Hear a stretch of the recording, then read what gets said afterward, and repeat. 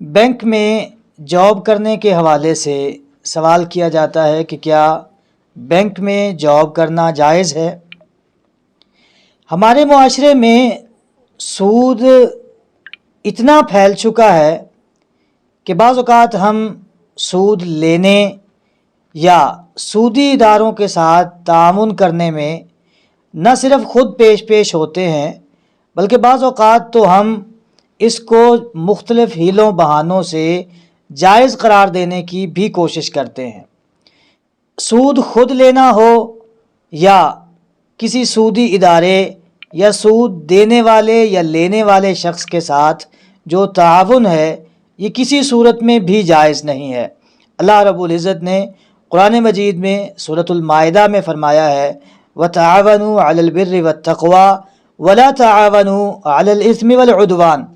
کہ تم آپس میں ایک دوسرے کے ساتھ نیکی اور تقوی کے معاملات میں تعاون کرو، وَلَا تَعَاوَنُوا عَلَى الْإِثْمِ وَالْعُدْوَانِ، برائی اور عدوان کے جو معاملات ہیں، جو زیادتی والے معاملات ہیں، ان میں ایک دوسرے کے ساتھ تعاون نہیں کرنا۔ اب جو سود ہے یہ سراسر زیادتی ہے، ظلم ہے، اتنا بڑا ظلم ہے کہ اس کو اللہ رب العزت نے یہ فرمایا ہے جو لوگ سود لیں یا دیں اور اس سے توبہ نہ کریں تو اللہ رب العزت نے انہیں سیدھا سیدھا کہا ہے کہ فَأْذَنُوا بِحَرْبٍ مِّنَ اللَّهِ وَرَسُولِهِ، کہ اگر تم سود نہیں چھوڑتے تو پھر اللہ اور اس کے رسول سے جنگ کرنے کے لیے تیار ہو جائیں۔ تو سودی ادارے کے ساتھ، بینک کے ساتھ، سود لینے یا دینے والے کے ساتھ آپ کسی بھی طرح سے تعاون کریں گے یہ آپ کا گناہ شمار ہوگا۔ یہ تو ہے بغیر کسی ارننگ کے تعاون کرنا۔ اگر آپ ارننگ کرتے ہیں اس تعاون سے تو یقیناً آپ کی وہ ارننگ گناہ قرار پائے گی اور حرام ٹھہرے گی۔ بعض اوقات لوگ یہ کہہ دیتے ہیں کہ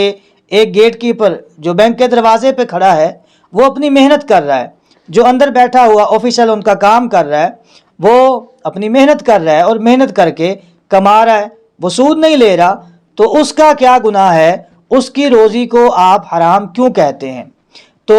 اس کے لیے ایک تو میں نے آیت بیان کر دی کہ اللہ رب العزت نے نیکی اور تقوی کے کاموں پہ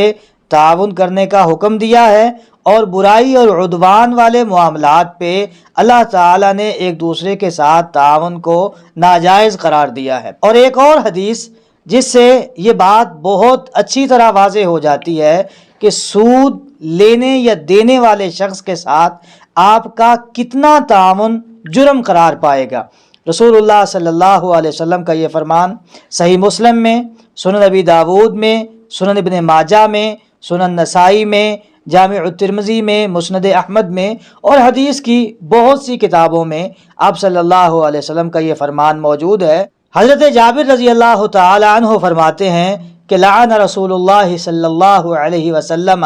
آکل الربا وموکلہ وکاتبہ وشاہدیہ۔ بڑی واضح حدیث ہے کہ آپ صلی اللہ علیہ وسلم نے سود کھانے والے پہ، سود کھلانے والے پہ، سود کے معاملے کو لکھنے والے پہ اور سود کے اس معاہدے پہ گواہ بننے والے دونوں شخصوں پہ لعنت کی ہے۔ اب ایک آدمی سود لے رہا ہے، دوسرا دے رہا ہے، دونوں کا گناہ سمجھ آتا ہے، لیکن ایک آدمی انہیں لکھ کے دے رہا ہے، اس کا کیا قصور ہے؟ ایک آدمی صرف اس پہ گواہی دے رہا ہے، لکھنے والا یہ بھی تو ہو سکتا ہے کہ دو آدمی بیٹھے سودی معاملہ کر رہے ہیں، پاس سے ایک آدمی گزرا، یہ اسے کہتے ہیں کہ بھائی یہ معاملہ ہمیں لکھ دو، تو رسول اللہ صلی اللہ علیہ وسلم نے اس شخص کو بھی لعنت میں سود لینے اور دینے والے کے برابر رکھا ہے۔ تو جو شخص بینک کے دروازے پہ کھڑا سیکیورٹی کر رہا ہے، جو ان کی حفاظت کر رہا ہے، کیا اس کا تعاون اس لکھنے والے سے زیادہ نہیں ہے؟ یہ حفاظت کس کی کر رہا ہے؟ اس سودی نظام کی چوکیداری کر رہا ہے۔ جو ادارہ سودی کاروبار کر رہا ہے یہ اس کی نگرانی کر رہا ہے، اور جو اندر بیٹھے پیپر ورک کر رہے ہیں، وہ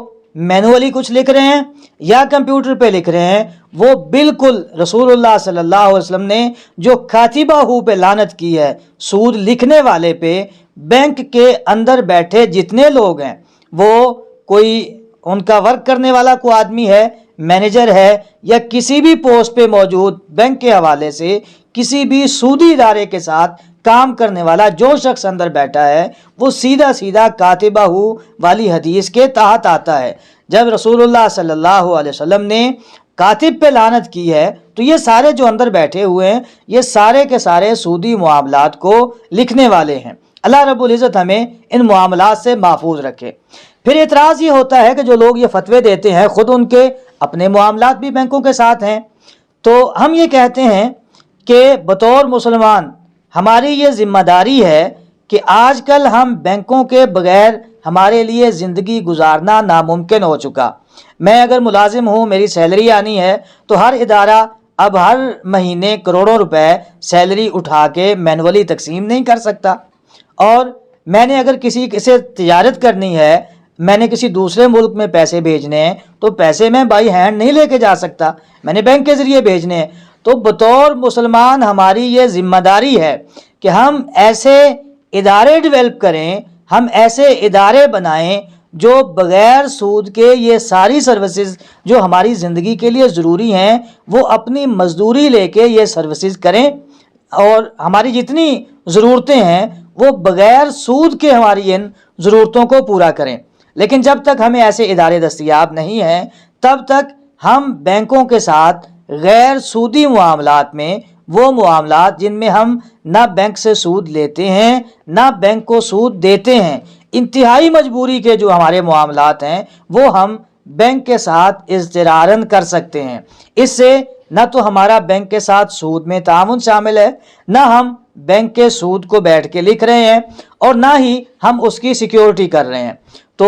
بینک کے جو ملازمین ہیں وہ رسول اللہ صلی اللہ علیہ وسلم کے اس فرمان کے تحت آئیں گے، وہ جس طرح کا بھی کام کرنے والے ہیں، اس کی سیکیورٹی کرنے والے یا وہاں بیٹھ کے کچھ لکھنے والے، وہ سارے رسول اللہ صلی اللہ علیہ وسلم کے اس فرمان میں آئیں گے۔ لیکن دیگر لوگ جو بینک سے سود لیتے نہیں ہیں، بینک کو سود دیتے نہیں ہیں، صرف ان کے اس طرح کے معاملات بینک کے ساتھ ہیں جہاں انتہائی مجبوری ہے، سیلری آنی ہے یا پیسے کسی کو بھیجنے ہیں یا کسی سے منگوانے ہیں، تو انشاءاللہ یہ چیز اضطرارن جائز ہوگی اور اس میں گناہ نہیں ہوگا۔ اللہ رب العزت ہمیں حق بات کو سمجھنے اور سمجھ کر عمل کرنے کی توفیق عطا فرمائے۔